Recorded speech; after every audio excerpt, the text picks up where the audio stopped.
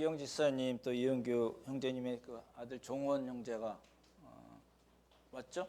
어디 있나요? 예, 잠깐 얼굴 보여주십시오.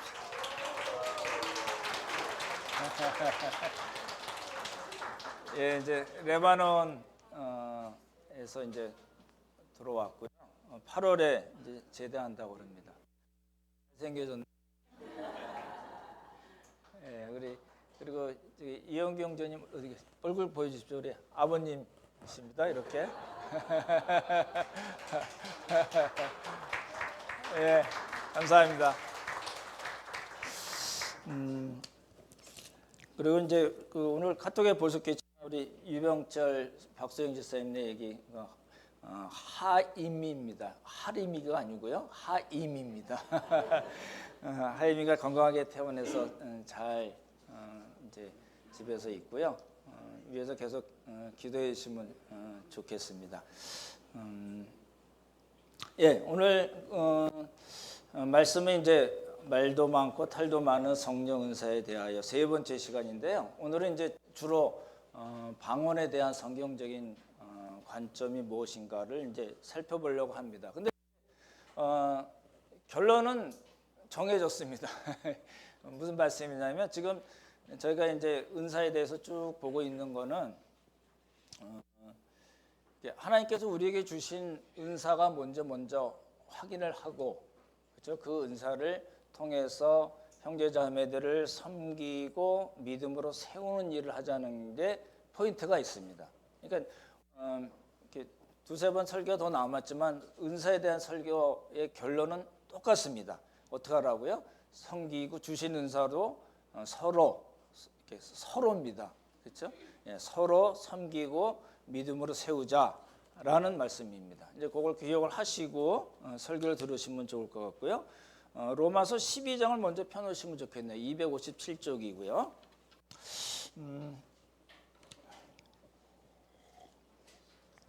이제 오늘 본문 통해서 드릴 말씀은 이게 방언이나 또는 뭐 여러 가지 은사가 많잖아요. 성령님의 은사에 대한 이제 전제를 말씀을 드리려고 합니다. 왜 무슨 말씀이냐면 설교자의 그런 성경적인 신학적인 전제 또는 성경 해석이 공동체에 많은 영향을 미치게 됩니다. 특별히 이제 이렇게 조금 예민한 주제에 대해서 말씀을 들을 때는 저 설교자가 어떤 생각을 갖고 어떤 신학적인 성경적인 관점을 갖고 이야기하나를 먼저 이해를 하시면 설교를 이해하기도 좋고 성경 본문을 이해하시기도 좋을 것 같아서 이제 말씀을 드리려는 겁니다. 네 가지로 이제 말씀을 드리려고 합니다. 여러 번 말씀을 이제 드렸지만 이제 우리는 저 개인적인 것뿐만 아니라 우리 모두는 그렇게 봐야 된다고 보는 거죠. 체험보다는 성경 본문에 근거하고 집중하자.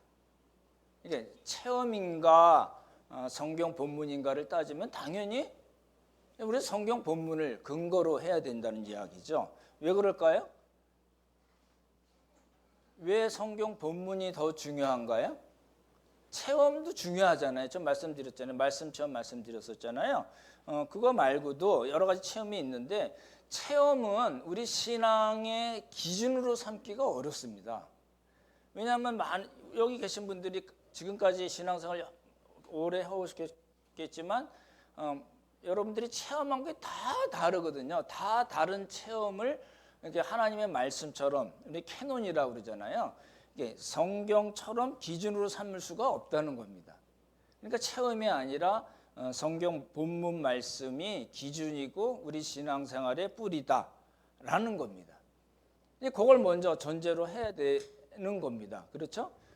이 고린도전서뿐만 아니라 모든 성경을 볼 때 그렇게 우리가 봐야 된다는 거고요.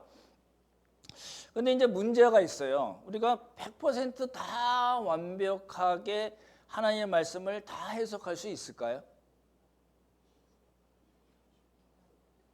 그거는 참 현실적으로 불가능합니다. 그래서 이제 제 생활이 굉장히 심플합니다. 먹고 자고 병원 나가서 일하고 일하는 시간이 많지 않습니다. 이렇게 회진 돌고 오도 내고 그리고 몇 가지 일을 하면은 힘듭니다 사실. 나머지 시간은 다 이제 말씀 공부하는 거거든요. 설교 준비하고 그거 하거든요. 그렇다면 제가 하나님의 말씀을 여러분이 어느 성경을 펼쳐서 물어보셔도 제가 다 대답할 수 있을까요? 그런 분은 없습니다.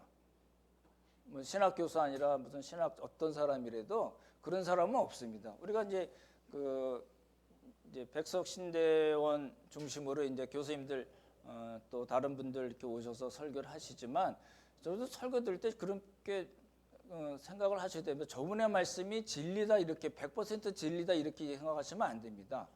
정말 그런가 하여 성경을 기준으로 상고를 하셔야 되는 거거든요. 그러니까 제가 드리는 말씀도 여러분이 똑같이 그러셔야 됩니다. 이렇게 열심히 배우시려는 마음도 좋고 잘 들으시려는 마음도 좋지만 이봉건 목사가 하는 설교가 100%다 하나님의 말씀에 딱 들어맞는가 여러분이 확인을 하셔야 됩니다. 그죠? 그러셔야 돼요. 그러니까 이제 그 말씀을 전하는 제 입장에서는 하나님의 말씀을 다 100%다 해석할 수 있지 않으니까 그 사실을 겸손하게 인정하는 수밖에 없습니다. 오늘 본문에도 이제 나오거든요. 일단 말씀드리겠지만 이런가 저런가 100% 확정할 수 없는 경우가 많거든요. 그래서 마지막 말씀드렸지만 방언이 외국어인가 알아듣지 못하는 그냥 소리인가 우리가 알아듣기 100% 확정하기가 쉽지 않거든요. 그러니까 어떤 자기 개인적인 주관으로 성경을 보는 게 아니라 성경 본문에서 말씀하신 것을 우리가 잘 끄집어내서 정리해서 봐야 된다는 거거든요. 그걸 우리가 조심해야 된다는 거예요. 그런데 그래서 이제 은사 운동하는 사람을 제가 싫어하는 이유 중에 하나가 은사 운동을 한다고 그러면서 성경 해석을 굉장히 자의적으로 해석을 한다는 거예요. 이게 자의적이라는 게 스스로 자자가 아니고요. 방자하다 할 때의 자자입니다. 그러니까 자의적으로 해석한다는 건 무슨 뜻이냐면 자기가 경험하고 체험하고 자기 생각이나 주장이나 어떤 견해를 가지고 성경을 보는 거예요. 자기 것을 가지고 성경을 해석하는 거예요. 그게 이제 그 아이소지시스라고 그럽니다. 제가 여러 번 말씀을 드렸어요. 그러니까 내 생각을 성경에 넣어서 푸는 거예요. 방향이 거꾸로 된 겁니다. 그러니까 아이소지시스라는 말, 그러니까 자의적인 자기 해석이 아니라 성경 말씀에 무엇이라고 되어 있는가를 우리가 잘 정리해서 끄집어내서 정리를 해야죠. 그거는 엑시지시스라고 그러거든요. 그러니까 방향이 거꾸로 되는 거예요. 그러니까 은사주의 하는 사람들은 내가 뭘 하나 경험하면은 그걸 가지고 성경에 나온 구절 하나를 따가지고 봐 이게 하나님의 말씀이야라고 주장하고 싶은 거예요. 그게 너무 많은 거예요. 여러분 잘 많이 들으셨던 방언하면은 뭐라고 얘기해요? 방언을 다른 말로 천상의 언어, 하늘의 신비한 언어 이렇게 얘기하거든요. 그런 성경 구절이 없어요. 그런 개념 자체가 성경에는 없거든요. 제가 암만 뒤져봐도 없어요. 근데 그 은사운동하는 사람들은 그게 아주 기본이에요. 방언, 천상의 언어, 귀신도 알아듣지 못하는 천상의 언어 뭐 이런 식으로 얘기를 하거든요. 그러니까 그건 아니라는 게 성경에 근거가 없는 이야기는 하지 말자라는 겁니다. 그렇죠? 광고 문구 보면은 여러분 이제 유튜브 보세요. 이렇게 방언 치시면은 뭐 이렇게 쫙 나오거든요. 제가 본 거 중에는 그 광고 문헌이 그런 게 있어요. 당신도 방언을 할 수 있습니다. 그대로 한 글자도 안 틀리고 말씀드리면 당신도 방언을 할 수 있습니다. 성경적인 걸까요? 아니에요. 또 그런 광고도 봤어요. 세게 빠르게 기도하면 방언을 할 수 있다. 그대로예요. 저 한 글자도 안 틀리고 말씀드리는 거예요. 그러니까 이런 이야기들이 왜 나오냐면 자기 체험을 중심으로 하고 성경을 보니까 비슷한 것들이 있는 거예요. 그러니까 그걸 따가지고 그 구절을 따가지고 봐라. 이렇게 하면 방언할 수 있고 사모하면 할 수 있고 모하면 할 수 있고 내가 안수해주면 할 수 있고 뭐 이런 식으로 자꾸 이렇게 자기 신학을 만들어 나가는 거예요. 그건 아니라는 겁니다. 그렇죠? 이게 이제 어떻게 방언을 할 수 있게 되는가라는 건데요. 잘 보십시오. 근데 먼저 우리가 전제로 해야 될 게 있어요. 방언이 이상한 건가요? 예, 아닙니다. 위험한 건가요? 그렇지 않을 거예요. 이 방언을 해야지 성령 세례를 받은 걸까요? 성령 세례 두 가지 말씀드렸잖아요. 하나님께서 베푸시는 세례, 성령님께서 자기의 뜻에 의해서 우리들에게 베푸시는 세례 두 가지 말씀드렸잖아요. 근데 그러면 이제 방언을 하면 저 사람 성령 받았다고 우리가 얘기할 수 있나요? 방언을 하면 저 사람 성령 세례 받았다고 얘기할 수 있나요? 그런 성경적인 근거가 있나요? 없다는 겁니다. 전혀 없음에도 불구하고 자기 체험과 성경에 나오는 일부 구절을 이렇게 결합시켜서 자기 신학을 만들어내는 거예요. 그게 너무 잘 먹히는 거예요. 그런 거 교회 잘 없으면 이 교회가 부흥이 안 되는 듯한 분위기가 있어요. 그건 아니라는 겁니다. 이제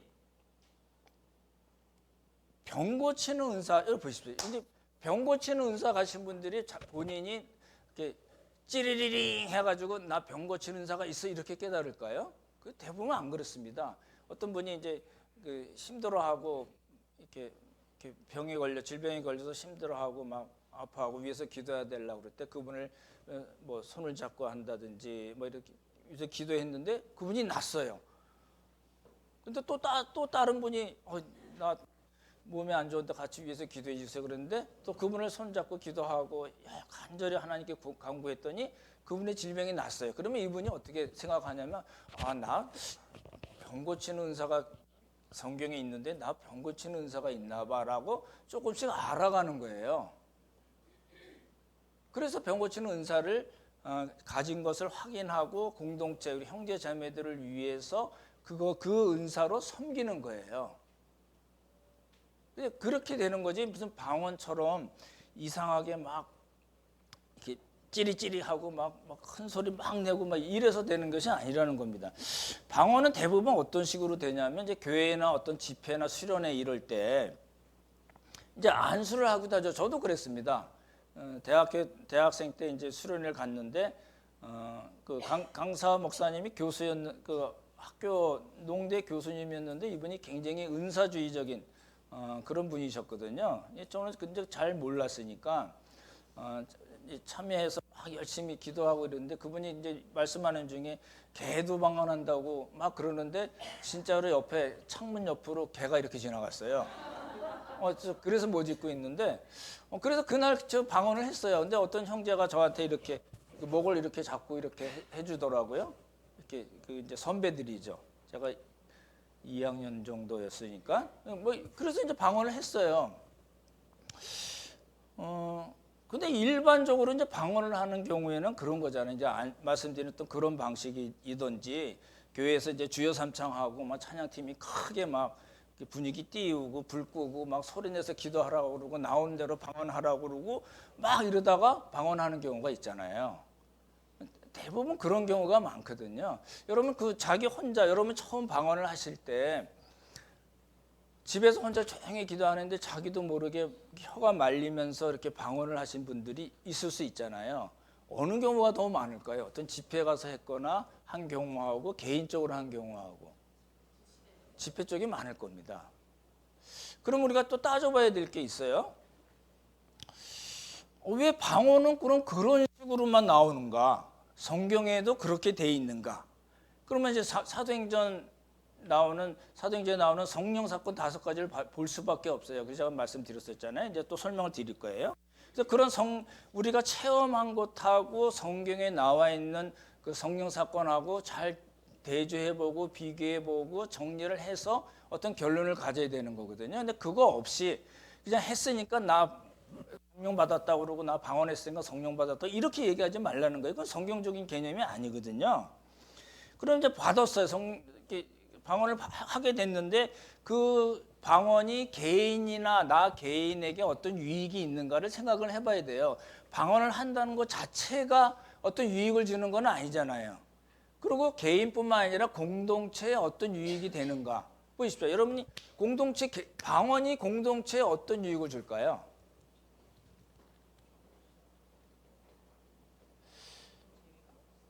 그러니까 통역하는 방언, 통변이라고 그러잖아요. 그러니까 어떤 분이 방언을 하시는데 통역하는 분이 없으면 교회에서 방언을 해도 될까요? 안 될까요? 알아듣지 못하는 거예요. 알아듣지 못하는데 옆에서 막 방언하면은 이게 안 맞는 거거든요. 한번 성경 보실래요? 14장입니다. 고린도전서 14장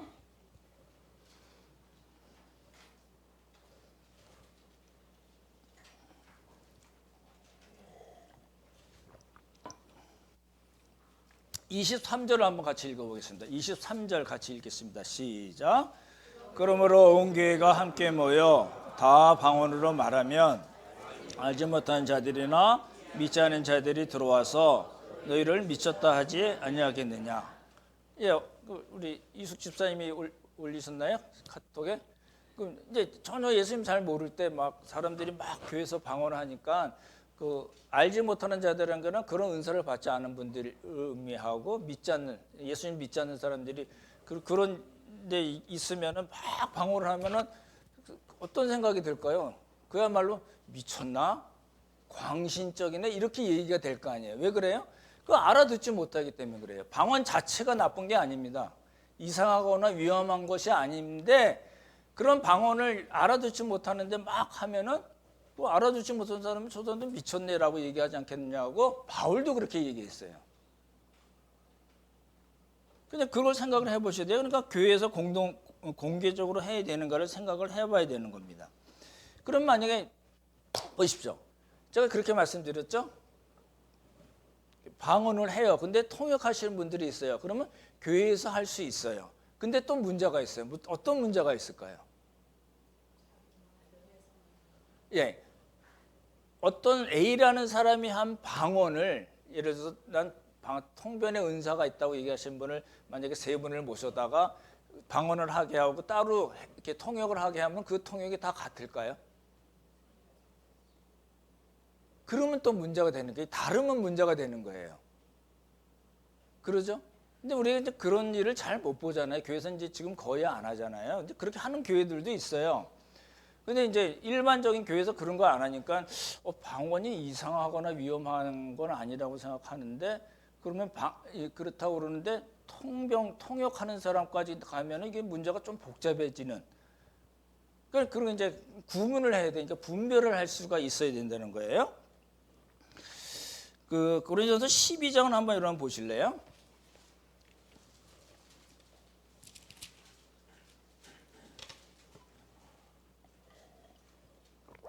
12장 8절부터 보시면서 여러분의 은사가 어떤 거 한번 보실래요? 지혜의 말씀, 지식의 말씀, 그 다음에 믿음의 은사, 병 고치는 은사, 능력 행하는 거, 예언하는 거. 예언은 이거 미래의 일을 점치듯이 얘기하는 거 아니라고 말씀드렸습니다. 그 다음에 영을 분별하고 각종 방언을 말하고 방언을 통역하고. 여러분 어떤 은사가 있나요? 로마서 14장 그래서 아까 보라고 그러셨는데 우리 보십시오. 257쪽입니다. 로마서 12장 보시면 6절부터 보시겠습니다. 예언하는 은사가 있고 7절 보면 섬기는 거, 가르치는 거, 위로하는 거, 구제하는 거, 다스리는 거, 긍휼을 베푸는 것 있습니다. 이걸 보십시오. 여러분은 어떤 은사가 있으신가요?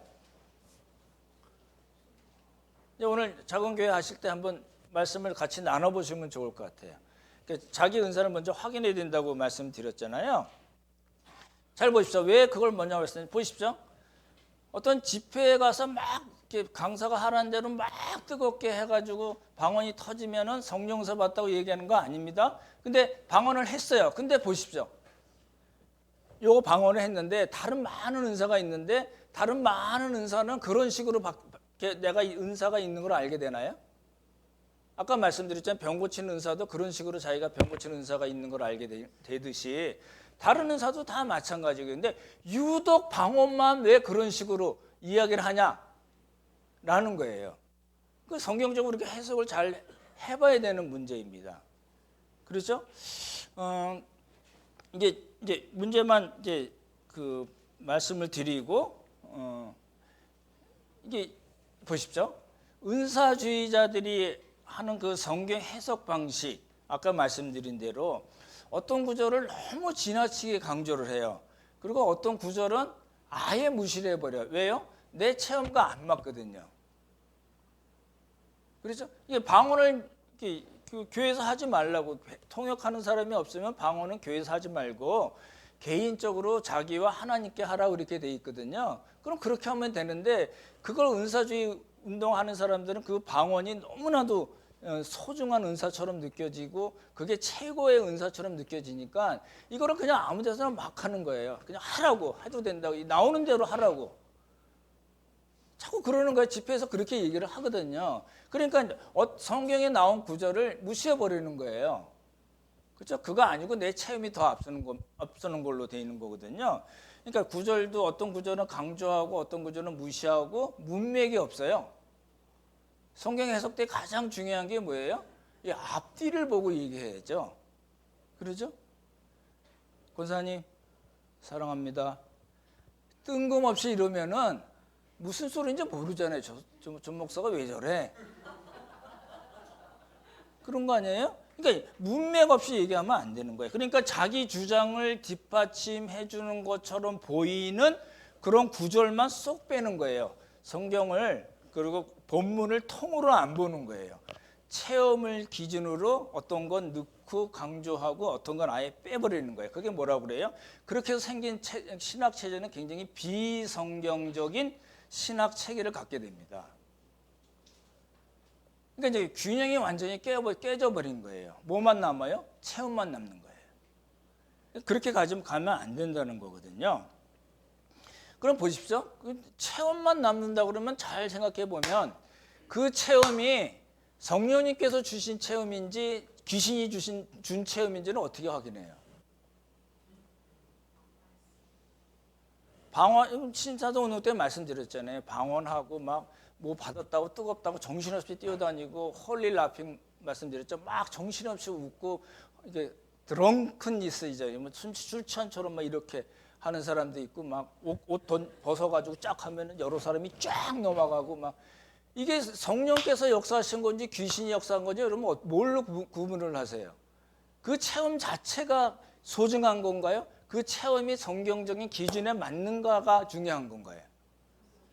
그러니까 사람들은 이제 내가 체험하는, 왜 그걸 충분히 이해를 합니다. 왜냐하면 이제 맨날 이렇게 열왕기 상하 뭐 이거 공부하다가 가서 막 뜨겁게 뭐 들어오고 막 이러니까 막 이게 진짜다라고 생각이 될 수밖에 없을 거라고 생각은 되지만, 그게 귀신의 장난인지 여러분 어떻게 알 수 있어요? 성령께서 주신 것이 아니고 귀신이 준 거라면 어떻게 하실래요? 이제 그걸 우리가 성경적으로 명확하게 해야 된다는 겁니다. 그래서 제가 이제 은사 문제에 대해서 말씀드리면서 갖는 첫 번째 전제는, 그렇죠? 성경 본문에 근거하고 성경 말씀이 우리에게 뭐라고 말씀하시는가에 집중해야 된다라는 겁니다. 그게 첫 번째예요. 이제 두 번째, 이제 우리가 그 고린도전서 14장을 보면서 가져야 될 건 뭐냐면, 보십시오. 고린도 교회 사람들이 한 방언이 연습을 해서 한 방언일까요? 아니면 귀신이 준 그런 방언, 귀신 방언이 있거든요. 귀신이 준 방언일까요? 아니면은 이방 신전에서 델피 신전 말씀드렸었잖아요. 기억나시나요? 개론 때 말씀드린 그 델피 신전에서 이렇게 여사제들이 황홀공에 빠져가지고 막 찌꺼려대고 신탁을 받았다고 그러고 이게 예언하는 그런 식의 방언일까요? 다 아닐까요? 다 아닙니다. 그럴 가능성은 있어요. 보십시오. 그럴 가능성이 없지 않아 있어요. 왜냐하면 고린도 교회라는 그 자체가 고린도에 속해 있고 그 고린도에는 그런 일들이 너무 많았었거든요. 그 사람들이 12개 신전이 있으니까 가는 곳마다 그 사제들이 막 정신없이 떠들어대고 예언한다고 그러고 뭐 방언으로 막 떠들어대는 이런 그런 가운데 있었기 때문에 예수님을 믿고 나서도 방언을 하는데 그게 생각이 안 떠나는 거예요. 그거 자꾸 그것처럼 하고 싶은 거예요, 사람들이. 충분히 그럴 수도 있지만 그 고린도서 14장에서 바울이 다루고 있는 방언은 연습하거나 귀신이 주는 가짜 방언이거나 이방 신전에서 했던 그런 방언은 아닙니다. 무슨 말일까요? 만약에 고린도 교회 사람들이 그런 식의 방언을 했다면 바울이 야 방언하지 마! 이랬을 거라는 거예요. 그거 가짜야, 귀신이 준 거야, 연습해서 된다고 그런 거 아니야. 그리고 아예 방언 자체를 못하게 했을 거라는 겁니다. 근데 여러분이 읽어보셨지만 바울이 방언 자체를 못하게 했나요? 그러지 않았다는 거예요. 성경 한번 보십시오. 5절, 우리 14장 5절 같이 한번 읽어볼까요? 같이 읽죠. 시작. 나는 너희가 다 방언 말하기를 원하나 특별히 예언하기를 원하노라. 만일 방언을 말하는 자가 통역하여 교회의 덕을 세우지 아니하면 예언하는 자만 못하리라. 지금 바울은 염두에 두는 게 방언과 예언을 지금 비교해서 14장에서 얘기하고 있어요. 그렇게는 하지만 여기 뭐라고 하냐면 나는 너희가 다 뭐라고요? 방언하기를 원한다. 방언하면 좋지 라는 이야기예요. 10절 보십시오. 10절 같이 10절 아니 18절이네요. 같이 18절 같이 읽죠. 시작. 내가 너희 모든 사람보다 방언을 더 말함으로 하나님께 감사하라.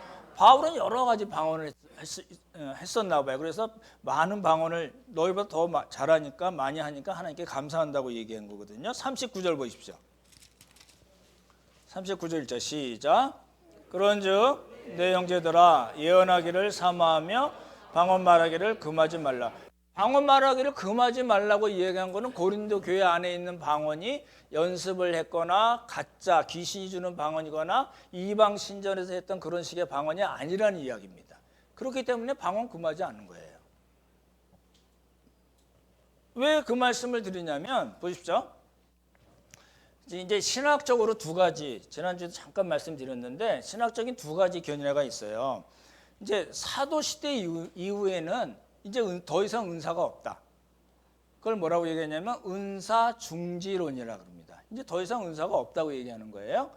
그렇지 않고 지금도 은사가 있다 얘기하는 거는 은사 지속론이라고 합니다. 그러니까 이 두 개가 지금 싸우는 거예요. 그럼 보십시오. 은사 중지론, 지금 은사가 사도 시대 이후에는 이제 성경 계시도 다 끝났고 이제 은사가 없다고 얘기하는 사람들이 보니까 고린도 사람들이 막 방언을 하고 저것들이 뭔 짓 하고 있어? 저거 귀신 방언이네? 이렇게 얘기할 거 아니에요. 그러겠죠? 여러분이 만약에 신학적인 입장에 지금은 더 이상의 은사가 없어요. 계시가 완성이 됐기 때문에 더 이상의 은사가 없어요라고 생각한다면 어떤 분이 방언하면 저 사람 귀신 방언하네? 이렇게 얘기할 거 아니에요. 그렇죠? 고린도 교회의 방언이 만약에 가짜라고 얘기하면 오늘날의 방언도 역시 가짜라고 얘기할 수밖에 없는 겁니다. 그렇죠? 자꾸 귀신이 준 거야, 가짜야 이렇게 얘기할 수 있다는 겁니다. 이제 그렇지 않다는 거예요. 만약에 그랬다면 바울이 방언 자체를 금했을 거라는 거고, 그렇죠? 그럼 여쭤볼게요. 어려운 질문인데. 오순절 성령 강림 때, 사도행전 2장에 나오는 오순절 성령 강림 때 사람들이 방언을 했어요. 방언을 하면서 하나님을 높이는 일이 있었는데 그 방언은 외국어일까요? 알아듣지 못하는 소리일까요? 예, 외국어입니다. 외국어입니다. 8절에 보면 우리가 우리 각 사람이 난 곳 방언으로 듣게 됨이 어찌 미뇨 이렇게 나와 있어요. 그러니까 15개 정도의 언어라고 합니다. 사도행전 2장 8장에 보면 15개 정도의 언어라고 이야기하는데, 그럼 보세요. 한 20년이 지났어요. 이제 오순절 성령 강림 때는 외국어를 했어요. 뭐라고요? 외국어, foreign language를 했어요. 그렇죠? 네. 근데 이제 그리고 한 20년이 지났어요. 그리고 고린도 교회에서 한 방언은 어떤 방언일까요? 외국어일까요? 알아듣지 못하는 소리일까요? 근거 없이 얘기하신다니까요. 근거가 없잖아요. 무슨 근거로 그렇게 얘기하세요? 이제 그런 거예요. 내 생각을 여러분이 성경에 집어넣으신 거예요, 지금. 자기 해석입니다. 보십시오. 고린도서 12장 14장에서 지금 바울이 얘기하는 거는 방언도 다른 은사랑 동일하게 누가 주신 거예요? 예, 성령 하나님께서 주신 은사다, 선물이다. 근데 뭐예요? 은사라는 것 자체가 다른 사람들에게 도움이 돼야 돼요. 유익을 줘야 돼요. 교회에 덕을 세워야 된다고 표현하거든요. 그러니까 뭐가 필요해요?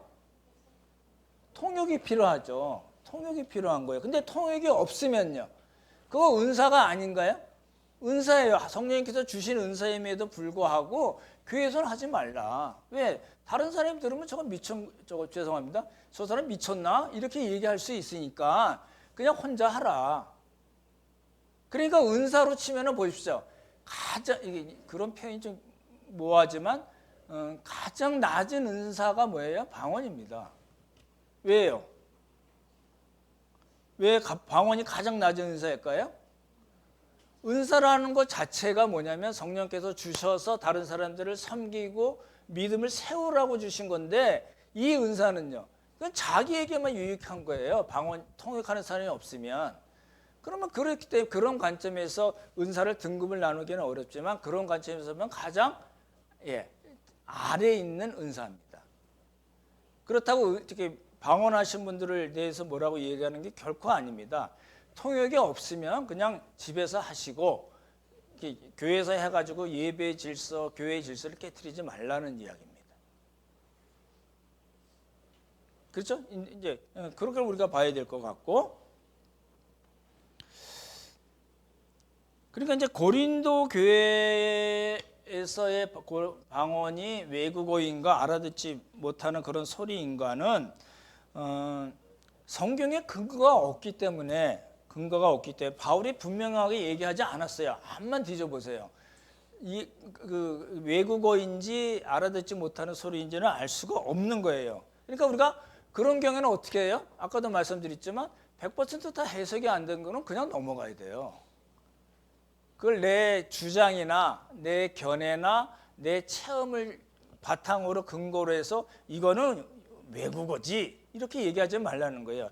이거는 알아듣지 못하는 소리야 이렇게 얘기하지 말라는 거예요. 왜요? 성경에 근거를 안 줬거든요. 근데 그러고 싶은 거예요. 멋있어 보이고 싶은 거예요. 나도 방언을 하는데 얘네들이랑 그래도 급이 같아 이렇게 얘기하고 싶은 거예요.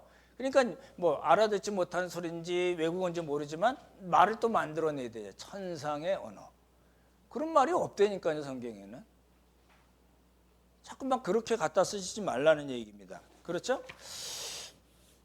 근데 여러분이 이제 굳이 그래도 꼭 묻는 분들이 있잖아요. 에이, 목사님 그래도 목사님 개인적인 생각은 어때? 이렇게 얘기하시는 분들이 있잖아요. 개인적인 생각은 외국어는 아닌 걸로 저는 판단을 합니다. 성경적인 근거가 있을까요? 없을까요? 없어요. 그러니까 무시하셔도 돼요. 그런 겁니다. 그렇죠? 근데 확실한 건 뭐예요?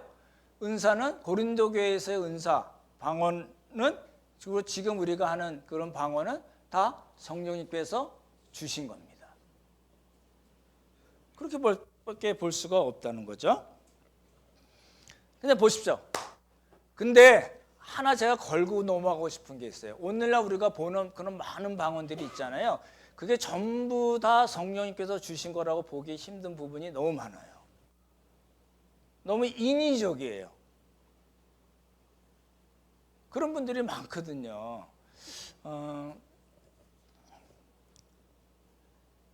어디 가면 그런 경우 있죠. 어디 갔더니 방언이 막 터지더라. 혼자 조용히 기도했더니 방언이 안 나오더라. 그건 은사일까요? 아닐까요? 성령께서 주신 걸까요? 아닐까요? 그런 건 아닙니다. 어떤 은사가 상황에 따라서 나오고 안 나오고 그게 무슨 은사일까요? 그건 아닙니다. 그렇게 보시면 안 될 것 같고, 조금 더 설명을 드리면요. 말씀드렸던 대로 사도행전 2장에 나온 오순절 성령 사건은 성령 사건에서 나온 방언은 외국어입니다. 그렇죠? 외국어. 8장이 사마리아 성령 사건이라고 그러거든요. 여러분 나중에 읽어보세요. 8장에 그 사마리아 성령 사건이고 9장에 바울의 성령 사건이 나오는데 두 경우를 여러분 잘 보시면은 방언이 나와 있었을까요? 없었을까요? 오순절 때 있었거든요. 없습니다. 그러니까 방언을 하면 성령 받았다 이렇게 얘기할 수가 없다는 거예요. 성경적인 근거를 말씀드리는 거예요. 그 사도행전 10장에 보면 고넬료 성령 사건이 잘 보십시오. 2장, 8장, 9장, 10장, 19장이에요. 따라해보죠. 2장, 8장, 10장. 죄송합니다. 2장, 8장, 9장, 10장, 19장. 예, 그렇게 돼 있거든요. 첫 번째 2장 때는 있었고, 그 다음에 사마리아 성령 사건이나 바울 성령 사건 때는 방언 얘기가 아예 없습니다. 근데 10장에 보면 고넬료 성령 사건 때는 있었어요. 보십시오.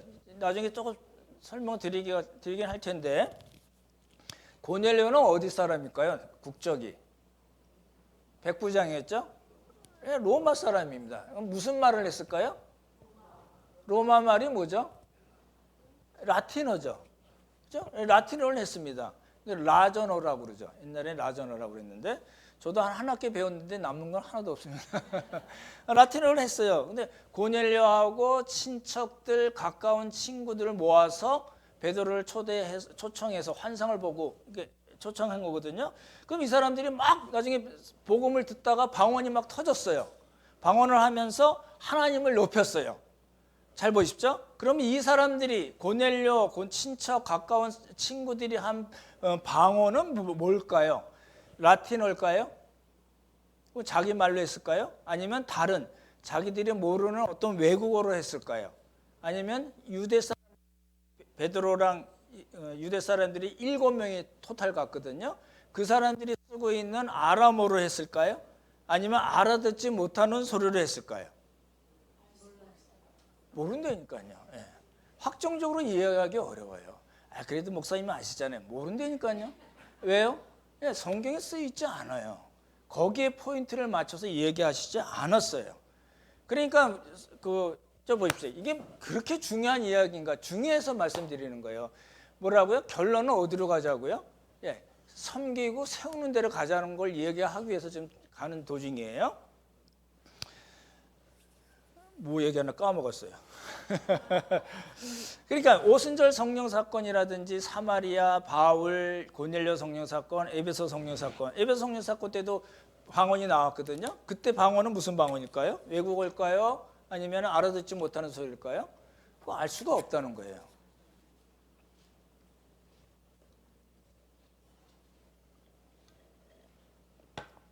그런데요, 오늘날 방언을 어떤 사람이 방언을 하면 그 사람이 외국어를 하는지 알아듣지 못하는 소리, 천상의 언어라는 말을 쓰시지 마십시오. 그 사람이 외국어로 방언을 하는 건지 알아듣지 못하는 소리로 방언하는지 우리가 알 수 있을까요? 없을까요? 오늘날 예? 알 수 있죠. 여러분 번역기 있잖아요. 알 수 있어요. 왜냐하면 외국어 하는 사람들이 많잖아요. 옛날에는 안 그랬을 거예요. 옛날에는 그 지식 수준이 많이 낮았을 때문에 당연히 그랬겠죠. 바울 경우에는 뭐 아람어, 헬라어, 라틴어, 뭐 히브리어 뭐 아주 뭐 술술술 잘하는 사람이었지만 그런 사람이 거의 없었잖아요. 그러니까 누가 방언을 하면 그때는 저게 외국어인지 알아듣지 못하는지는 모르는 거예요. 근데 지금은요. 알죠? 영어로 방언하면 저 사람 영어로 방언을 하네. 중국어로 하면 저는 알아듣잖아요. 니하고 다 아는 거예요. 그러니까 지금은 외국어인지 알아듣지 못하는 소리로 방언한지가 명확해요. 그렇죠? 그러면 알아듣지 못하는 소리로 할 경우에는 통역이 필요한 거예요. 이거 우리 외국어 통역이 아니에요. 그렇죠? 외국어 통역이 아니라 순수한 방언을 통역하는 건데 아까도 말씀드렸지만 이 통역이 신뢰할 수 있는 건가? 이게 문제라는 거예요. 제가 경험한 바로는 신뢰를 못했어요. 제가 그 중국에 있을 때 어떤 그 교회에서 사모님이랑 전도사님들이 와가지고 뒤에서 이게 앞뒤로 앉더라고요. 이렇게 앞에서 방언하면 뒤에서 방언 통역하고 막 이러는데 뭐 특별한 게 없었어요. 정말 뭘 얘기했는지 기억도 안 날 정도로 뭐 하는 거지 이런 생각이 들었어요. 그러니까 뭐 그 정도를 뭐 방언으로 해 그냥 하면 되지 이런 생각이 충분히 들었었어요. 그러니까 통역을 한다 하더라도 여러분 조심해야 될 부분이 있어요. 왜냐하면 그 통역 갖고 자꾸 이렇게 채가는 사람들이 있기 때문에 말씀드리는 거예요. 어디 갔더니 방언했는데 방언 통역도 하더라고. 너무너무 신기해요. 뭐 그래서 우리 애들 뭐 서울대 가서 이런 소리 하지 말라고 얘기하는 거예요. 그래서 어디로 이사했더니 집값이 2배로 뛰었어요. 이런 얘기하지 말라는 거예요. 그 이상한 쪽으로 지금 은사주의자들이 사람들을 이렇게 꿰차가는 겁니다. 그죠? 그래서 미리 이제 예방 주사를 놔드리는 겁니다. 통역에 대한 거를 좀 조심해야 됩니다. 그럼 이제 오늘날 방언은 아까 말씀드렸던 대로 저는 이제 은사 중지론은 아닙니다. 은사가 지금도 있다고 보는 중입니다. 아까 로마서 12장, 고린도전서 12장, 에베소 4장에 나오는데 없어진 은사는 직분은 있어요. 사도, 선지자는 없어요.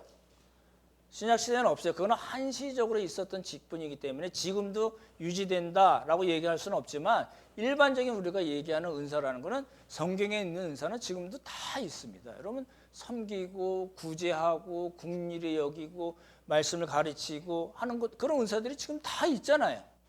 그러니 은사가 중지됐다고 얘기할 수가 없다는 거죠. 그렇죠?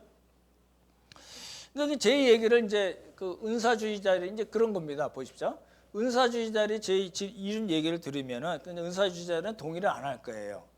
왜냐하면 자기 체험으로 너무나 이 사람들이 다 체험이 너무 확실한 거예요. 체험이 확실하지 않은 사람이 어떻겠어요. 막 뒹굴고 막 이런 플라스틱 그릇에다가 막 눈물을 떨어뜨리고 막 그런 장면들이 너무 많이 있어요. 그 한 사람들은 비슷한 성경 구절을 보면 이건 나에게 주신 말씀이고 내 구절이거든요. 그 아이저지스예요. 그러니까 어떤 체험으로 신학적인 체계를 잡는 사람들은 제가 지금 이런 식으로 말씀드리면 동의를 안 할 겁니다. 그리고 복음주의자도 역시 불만족스러울 거예요. 왜 그럴까요? 지금 방언이 없다고 얘기해줘야지 좀 기분 이렇게 자기라 생각이 맞을 것 같은데 방언이 있다고 얘기하고 통역이 없으면 그 은사가 맞긴 하지만 개인적으로 하라. 교회에서는 하지 말라. 이런 얘기하면은 방언이 없다고 아예 얘기해야지 속이 시원할 텐데 그렇게 말씀드리니까 이제 그럴 것 같아요. 그게 이제 그렇지만 잘 보십시오. 방언은 지금도 있습니다. 하나님께서 방언을 이제 사도 시대에만 줬다고 그리고 그 다음부터는 안 주셨다고 얘기할 수 있는 성경적인 근거는 없습니다. 어딜 뒤져봐도요 그런 근거는 없습니다. 그러니까 여러분이 방언을 하시는 분들은 하세요. 얼마든지 하세요. 근데 어떻게 하라고요? 자기와 하나님께만. 그러니까 개인적으로 하시라는 얘기예요. 나 방언할 줄 안다고 사람 모아놓고 막 그러지 마시고.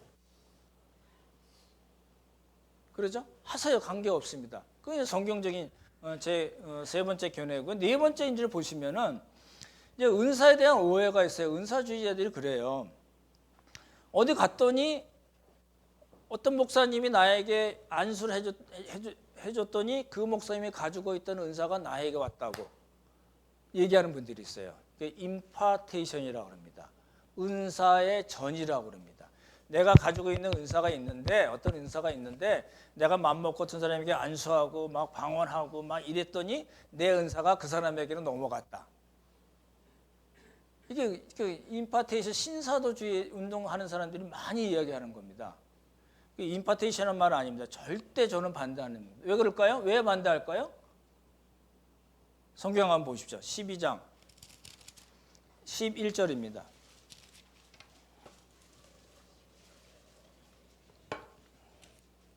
같이 읽을까요? 같이 읽겠습니다. 시작. 이 모든 일은 같은 한 성령이 행하사 그의 뜻대로 각 사람에게 나누어 주신 것이라. 은사를 누가 모든 지체들에게 어떤 뜻을 가지고 나눠주신다고요? 성령께서 나눠주신 거지. 내가 받은 은사가 넘치고 넘쳐서 기도했더니 다른 사람에게 갔다. 난 내가 받은 은사를 너에게 줄게. 이런 건 없다는 거예요. 이런 분들이 있을까 없을까요? 많아서 지금 얘기하는 거예요. 여러분이 접하지 못하실지 모르지만 많이 있다니까. 여러분 임파테이션 쳐보세요. 그런 거 많이 나와요. 근데 거기에 대해 반대하는 거고, 또 하나 반대하는 건 뭐냐면 어느 집회에 갔더니 어느 목사님을 찾아갔더니 방언이 너무 잘 터지더라. 뭐가 보이고 뭐 들리고 하는 그런 희한한 체험을 했다. 이건 저는 아주 무지하게 싫어하는, 경계하는 입장입니다. 왜요? 그 사람이, 어떤 사람이 나에게, 우리들에게 은사를 주는 걸로 얘기하는 거잖아요. 그거 아니라는 겁니다. 성령님께서 성령님의 뜻에 따라, 그래서 저 영어 성경이 그렇게 되어 있어요. Just as he determined. 성령님께서 결정하신 것에 따라서 그렇게 주셨다, 이렇게 표현이 되어 있거든요. 근데 어떤 사람이 나에게 은사를 줬다? 이건 있을 수가 없는 겁니다. 어떤 분이요, 전 30 초반, 20 후반이 된 분인데, 이제 그 은사 운동하는 분입니다. 뭐라고 얘기했냐면, 어머니 뱃속에서부터 태초부터 나를 구별하고 예정하셨던 부르심을 저는 받았습니다. 완전 사도 바울이에요. 이 사람이 이제 그런 이렇게 신사도 운동을 많이 하거든요. 뭐 뒤집어지고, 아까 말씀드린 뭐 그런 뭐 플라스틱 그릇에다 눈물 하고 뭐 별거 다 하는 사람이거든요. 그런 일들이 많이 일어나면 사람들 뒹굴고 뭐 난리예요. 근데 그 사람이 뭐라고 자기를 표현했냐면, 나 어머니 뱃속에 있을 때부터, 태초부터 그렇게 얘기하는 거예요. 하나님께서 나를 구분하시고 나를 그렇게 쓰시기로 예정하시고 부르셨다, 이렇게 얘기하는 거예요. 이건 바울급이에요. 그렇게 얘기할 수 있는 사람이 우리 중에는 없어요. 아무도 없어요. 하나님께서 나에게 어떤 은사를 주셔서 정말 감사함으로 그 은사를 통해서 여러분들을 돕습니다, 여러분의 믿음을 세우는데 일을 하고 있습니다, 이렇게 얘기해야지, 태초부터, 어머니 뱃속부터, 이런 거는 없다는 거예요. 근데 그게 너무 말이 멋있잖아요. 예레미야가 이 얘기한 것 같고 사도 바울이 이 이야기한 것 같은 그런 뉘앙스를 확 주는 말이거든요. 그렇게 이제 이렇게 사람들을 미혹합니다. 그래서 이제 보십시오. 또 한 가지 중요시 여겨야 될 건 뭐냐면, 이 은사로 영적 계급을 나누는 거예요. 방언도 못하는 것들이 이렇게 되는 거예요. 그렇게 따지자면 아까 말씀드린 방언은 제일 아래에 있는 은사고, 왜요? 다른 사람이 유익이 안 되는 은사니까, 자기한테만 유익한 은사니까. 그러니까 방언을 어떤 은사든지 간에 어떤 은사로 영적인 계급을 나누면 안 됩니다. 그건 정말 안 되는 일이고, 또 한 가지 은사주의들이 얘기하는 거는, 방언은 모든 다른 은사를 얻기 위한 하나의 출입문이다, 이렇게 얘기하는 거예요. 이거 얘기하는 사람들 거의 100% 이 얘기합니다. 은사주의자들은요, 뭐라고 얘기하냐면, 일단 방언을 하고, 그러면 그 다음에 이제 병 고치는 심리의 은사도 있고, 환상도 볼 수 있고, 계시도 받을 수 있고, 영분별도 할 수 있고, 예언도 할 수 있고, 이렇게 얘기하는 거예요. 이게 이제 문제가 별로 재미없는 주제일 수가 있지만은요, 잘 보시면요, 이렇게 해서 넘어가는 분들이 부지기수예요. 부지기수. 조심하셔야 되는 겁니다. 그래서 이제 은사에 대한 오해를 하면 뭐가 문제가 돼? 은사를, 교회를 세우고 섬기고 형제자매들의 믿음을 세우기 위해서 주신 것, 그게 은사인데, 은사에 대한 오해, 그런 오해들이 있으면은 공동체가 당연히 약해지죠. 그렇게 쓸 수 있어요. 공동체를 위해서 쓸 수가 없는 구조로, 시스템으로 가거든요. 그렇죠? 그래서 이제 우리가 깊이 생각해 봐야 될 문제는 뭐냐면, 또 이제 똑같은 이야기를 말씀드립니다. 이게 나는 정말 하나님께서 무슨 은사를 주셨지?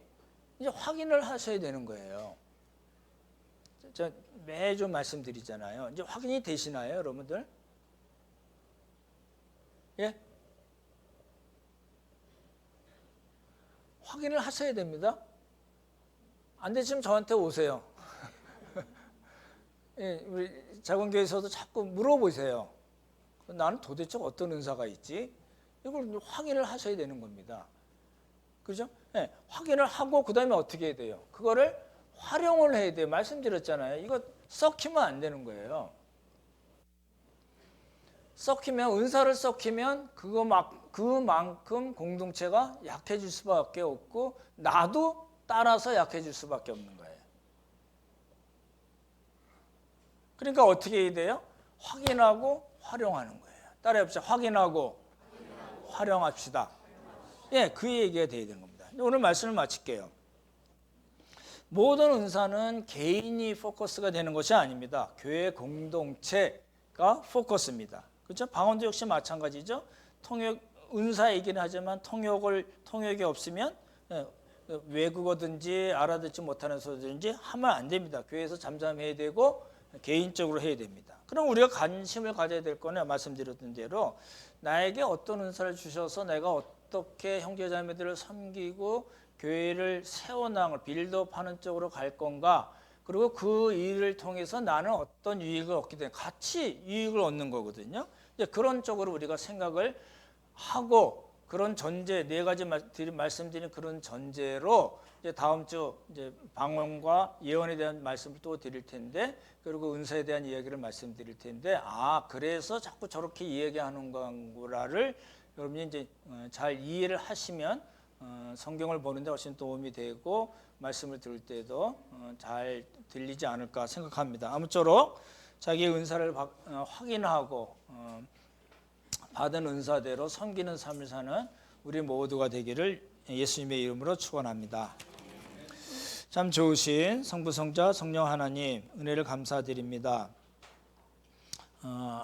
하나님께서 우리를 구원하셨을 뿐만 아니라 예수 그리스도의 몸에 지체로 삼아주시고 또 은사를 주셔서 서로 섬기게 하시는 것을 살펴보았습니다. 방언이든지 예언이든지 병 고치는 은사든지 무슨 은사든지 간에 우리에게 주신 은사를 확인하고 그 은사를 통해서 형제자매들을 섬기는 우리 모두가 되도록 주님께서 도와주시옵소서. 하나님 은혜 감사드리오며 귀하신 예수님 이름 받들어 기도드렸사옵나이다.